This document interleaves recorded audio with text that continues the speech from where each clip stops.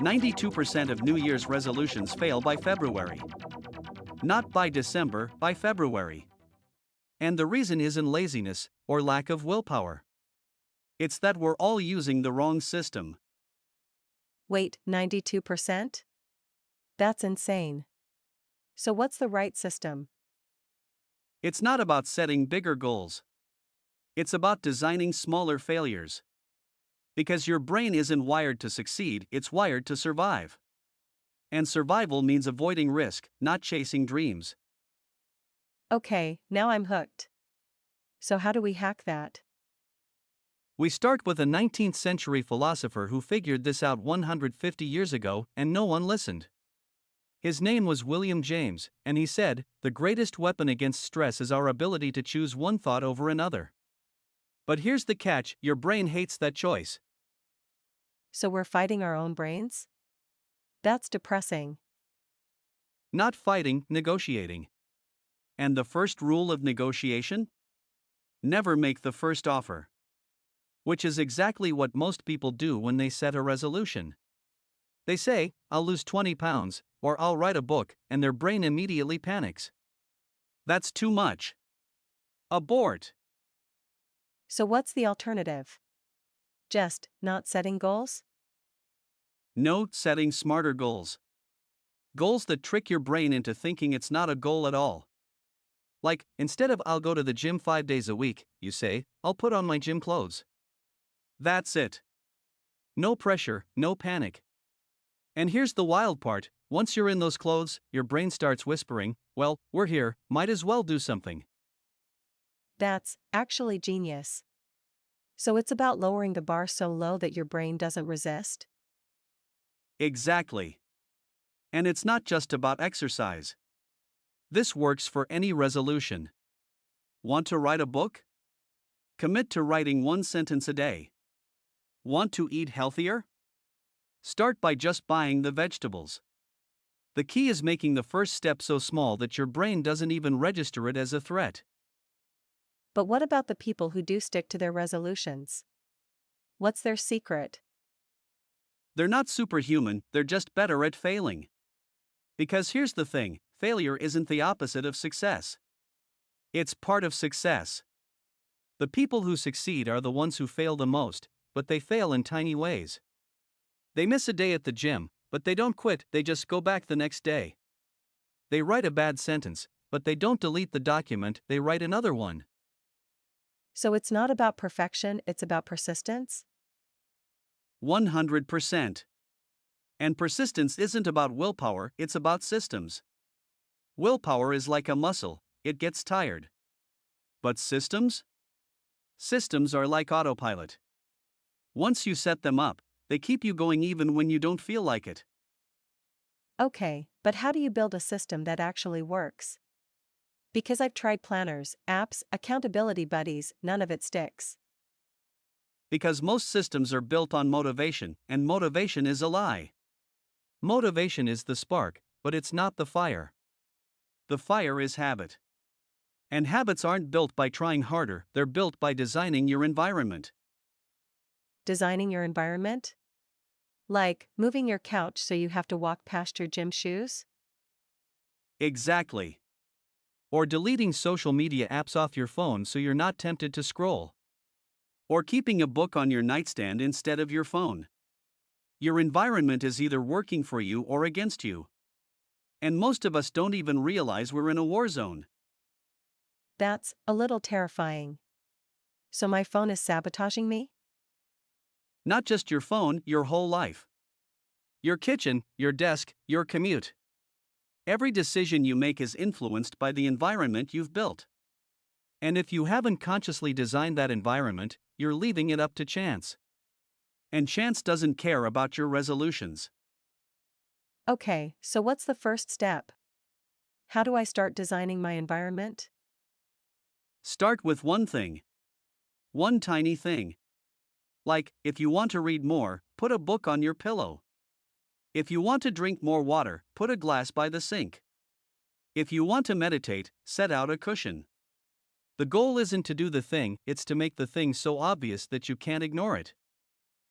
That's so simple. Why haven't I heard this before? Because simple doesn't sell. The self help industry is built on complexity, on big promises, and bigger programs. But the truth is, the most effective strategies are the ones that disappear. The ones that become so automatic you don't even notice them. So the secret to resolutions isn't motivation, it's invisibility? Exactly. The best resolutions are the ones you don't even think about. The ones that just happen. Like brushing your teeth. You don't decide to brush your teeth, you just do it. And that's the level we're aiming for. Okay, but what about the people who do need motivation? Like, what if I'm just not feeling it? Then you're asking the wrong question. Motivation isn't something you find, it's something you create. And the way you create it is by starting. Not by waiting for inspiration. Not by getting in the mood. By just starting. Even if it's bad. Even if it's messy. Because motivation follows action, not the other way around. That's the opposite of what most people think. We're always told to wait for inspiration. And that's why most people fail. Because inspiration is a result, not a prerequisite. You don't wait for inspiration to write a book, you write a book and then you feel inspired. You don't wait for motivation to go to the gym, you go to the gym and then you feel motivated. So the key is to just do the thing, even if you don't want to? Yes. But here's the catch, you have to make the thing so small that it's easier to do it than to not do it. Like, if your resolution is to run a marathon, don't start with a 10-mile run. Start with a 10-second jog. Because 10 seconds is nothing. And once you're moving, your brain goes, oh, we're doing this now? And then you keep going. That's actually brilliant. So it's about removing the friction? 100%. Friction is the enemy of resolution. And most of us don't even realize how much friction we're adding to our own lives. We set goals that are too big, too vague, too overwhelming. And then we wonder why we quit. But the problem isn't the goal, it's the path. Okay, so what's the right path? How do we set a resolution that actually works? You start by asking yourself one question: what's the smallest version of this goal that I can do today? Not tomorrow. Not next week. Today. And then you do it. And then you do it again tomorrow. And the next day. And before you know it, you've built a habit. And habits are the only thing that last. That's really different from how most people approach resolutions. We're always told to dream big and shoot for the stars. And that's why most people fail. Because dream big is the opposite of what you need to do to actually succeed. You don't start with the dream, you start with the smallest possible step. Because the dream is the result, not the process. And if you focus on the process, the result takes care of itself. Okay, but what if I do want to dream big? Like, what if I want to write a novel or start a business? Then you still start small. You don't write a novel, you write a sentence. You don't start a business, you make one sale. Because the big dream is just a series of small steps. And if you can't take the first step, you'll never take the second. That makes so much sense. So the key is to focus on the process, not the outcome? Exactly. The outcome is the destination, but the process is the journey. And if you don't enjoy the journey, you'll never reach the destination. Because the journey is all there is. The destination is just a mirage. Wow. That's really profound. So how do we make the journey enjoyable? By making it easy. By removing the friction. By celebrating the small wins. By focusing on the action, not the result. Because the action is the only thing you can control. The result? That's up to the universe. Okay, but what about the people who do reach their goals? Like, the ones who actually write the novel or run the marathon? They're not superhuman, they're just better at failing. They fail more, but they fail smaller. They miss a day, but they don't quit. They write a bad sentence, but they don't delete the document. They run a slow mile, but they don't stop. Because they understand that failure isn't the opposite of success, it's part of success. So the secret is to fail better? Yes. And to fail faster. Because the faster you fail, the faster you learn. And the faster you learn, the faster you succeed. It's not about avoiding failure, it's about embracing it. Because failure is just feedback. And feedback is the only way to improve. That's such a different way of looking at it. We're always told to avoid failure at all costs.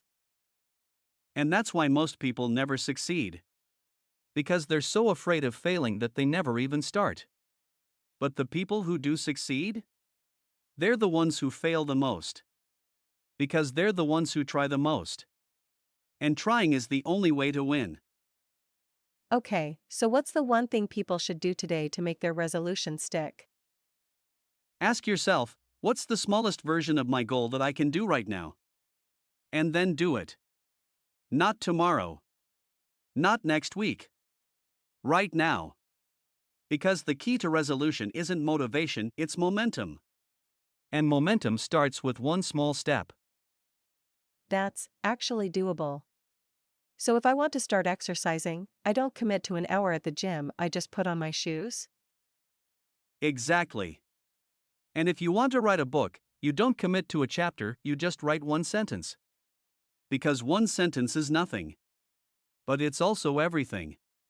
Because once you start, you're already ahead of 92% of people. I love that. So the key is to make the first step so small that it's impossible to fail? Yes. Because the first step is the hardest. Once you take it, the second step is easier. And the third step is easier still. And before you know it, you're running. But you have to take that first step. And the best way to take it is to make it so small that your brain doesn't even notice. This is game changing. I feel like I've been doing resolutions completely wrong my whole life. Most people have. But the good news is, it's never too late to start. Because the best time to plant a tree was 20 years ago. The second best time? Today. That's a great way to end. And if this helped you, make sure to like, subscribe, and hit the bell so you don't miss our next episode. We'll see you next time.